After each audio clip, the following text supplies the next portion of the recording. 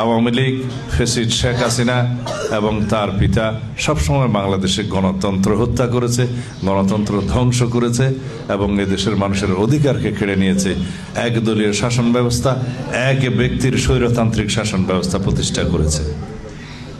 তিনি তত্ত্বাবধায়ক সরকার ব্যবস্থা, এই ফ্যাসিস্ট শেখ হাসিনা বাংলাদেশের সংবিধান থেকে বিলুপ্ত করে দীর্ঘ 15-16 বছর এই দেশে একনায়কতান্ত্রিক শাসন ব্যবস্থা চালু করেছিলেন।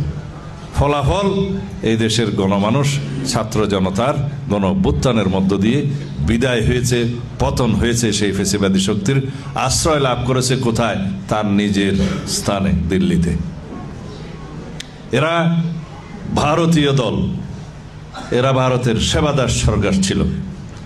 এরা কখনো বাংলাদেশকে স্বাধীন সত্তা হিসেবে স্বীকৃতি দেয় নাই। মুখে গণতন্ত্রের কথা বললেও তারা এদেশের মানুষের গণতান্ত্রিক অধিকার হরণ করেছে, রাজনৈতিক অধিকার হরণ করেছে, এদেশের ধর্মপ্রাণ মুসলমানদের মনে আঘাত দিয়েছে, আলেম সমাজের উপরে নির্যাতন করেছে। এরা ইসলাম বিদ্বেষী সরকার ছিল। এই ফ্যাসিবাদী আওয়ামী লীগ আলেম বিদ্বেষী সরকার ছিল এবং ইসলাম বিদ্বেষী সরকার ছিল। তারা এদেশের আলেম সমাজের উপরে অসীম নির্যাতন চালিয়েছে। তারা গণহত্যা করেছে শাপলা চত্বরে। এদেশের নিরীহ মাদ্রাসা শিক্ষার্থীদেরকে তারা হত্যা করেছে রাতের অন্ধকারে। আলেম সমাজকে হত্যা করেছে, আলেমদেরকে কারাগারে নিক্ষেপ করেছে। এইভাবে তারা এই দেশের গণমানুষের বিপক্ষে দাঁড়িয়েছে, এদেশের গণতন্ত্রের বিপক্ষে দাঁড়িয়েছে, ধ্বংস করেছে গণতন্ত্র। এদেশের আপামর জনগণের বিরুদ্ধে তারা দাঁড়িয়েছে। ফলস্বরূপ এই দেশ থেকে চিরতরে তারা উৎখাত হয়ে গিয়েছে। সুতরাং আমরা আগামীর বাংলাদেশ কিরকম বাংলাদেশ চাই, জনগণ ইতিমধ্যেই আমাদেরকে বলে দিয়েছে যে আমরা গণতান্ত্রিক শক্তিশালী বাংলাদেশ চাই, আমরা বৈষম্যহীন বাংলাদেশ চাই, আমরা এমন বাংলাদেশ চাই যেখানে আইনের শাসন চালু থাকবে, সুবিচার থাকবে, সামাজিক ন্যায় বিচার প্রতিষ্ঠা হবে।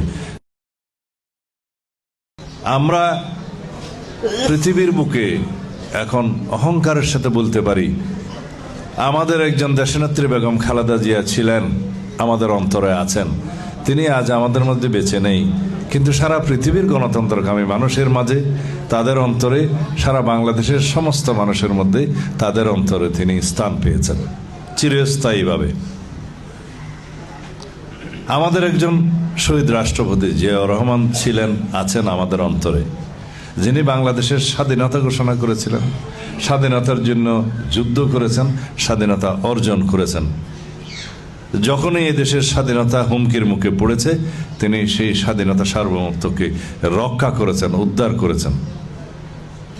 তিনি 1979 সালে বহুদলীয় গণতন্ত্রের প্রবর্তন করে এই দেশের মানুষের রাজনৈতিক অধিকার, গণতান্ত্রিক অধিকার প্রতিষ্ঠা করেছেন, আইনের শাসন প্রতিষ্ঠা করেছেন, বিচার বিভাগের স্বাধীনতা নিশ্চিত করেছেন, গণমাধ্যমের স্বাধীনতা নিশ্চিত করেছেন, এদেশের মানুষের জন্য উন্নয়ন, কল্যাণ করেছেন। এদেশকে স্বনির্ভর করার জন্য তিনি অনেক পদক্ষেপ নিয়েছিলেন, যার ফল আমরা এখনো পাই। দেশনেত্রী বেগম খালেদা জিয়া স্বৈরাচার বিরোধী সংগ্রাম করতে করতে, দীর্ঘ 9 বছরের সামরিক স্বৈর শাসন বিরোধী সংগ্রাম করতে করতে এদেশে গণতন্ত্র পুনঃপ্রতিষ্ঠা করেছিলেন। তিনি সংসদীয় পদ্ধতির সরকার ব্যবস্থা প্রতিষ্ঠা করেছিলেন জনগণের দাবিতে, এদেশের চাহিদা অনুযায়ী। তিনি তত্ত্বাবধায়ক সরকার ব্যবস্থা প্রতিষ্ঠা করে নিরপেক্ষ নির্বাচনের ব্যবস্থা করেছিলেন।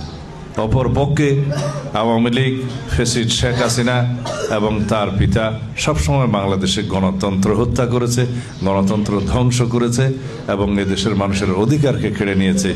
একদলীয় শাসন ব্যবস্থা, এক ব্যক্তির স্বৈরতান্ত্রিক শাসন ব্যবস্থা প্রতিষ্ঠা করেছে।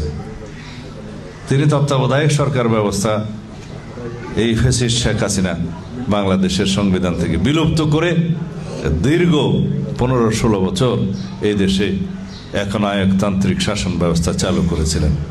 ফলাফল, এই দেশের গণমানুষ, ছাত্র জনতার গণ অভ্যুত্থানের মধ্য দিয়ে বিদায় হয়েছে, পতন হয়েছে। সেই ফ্যাসিবাদী শক্তির আশ্রয় লাভ করেছে কোথায়?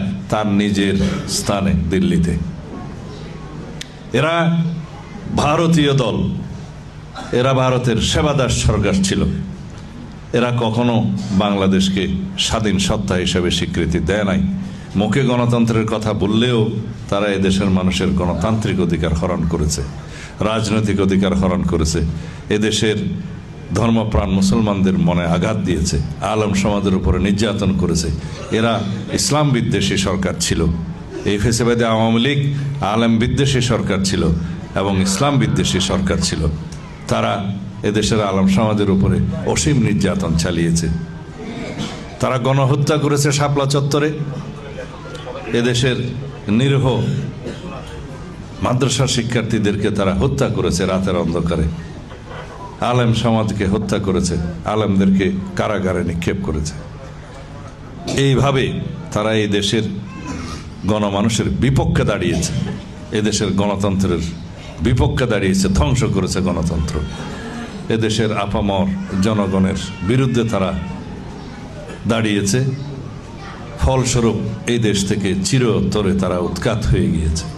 সুতরাং আমরা আগামীর বাংলাদেশ কিরকম বাংলাদেশ চাই, জনগণ ইতিমধ্যেই আমাদেরকে বলে দিয়েছে যে আমরা গণতান্ত্রিক শক্তিশালী বাংলাদেশ চাই, আমরা বৈষম্যহীন বাংলাদেশ চাই, আমরা এমন বাংলাদেশ চাই যেখানে আইনের শাসন চালু থাকবে, সুবিচার থাকবে, সামাজিক ন্যায় বিচার প্রতিষ্ঠা হবে।